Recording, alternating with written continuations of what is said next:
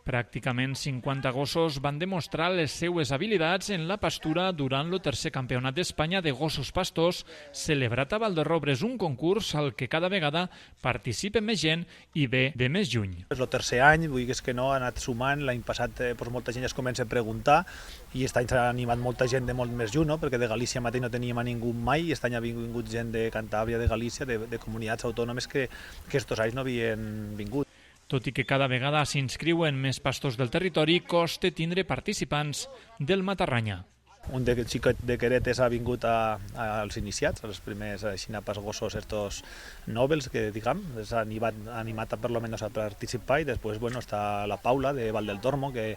sí que ha vingut i ha participat, vull dir que algú ja es comença a perdre una mica la vergonya. Durant els 2 dies que va durar el concurs, pastor i gos van haver d'afrontar diferents proves, com ara haver de fer passar el ramat per una mànega, per un pont, tancar-lo al corral o conduir-lo entre tancats. En definitiva, este tipus de concursos serveixen perquè els pastors coneguen les possibilitats i habilitats dels seus companys de faena. Este campeonato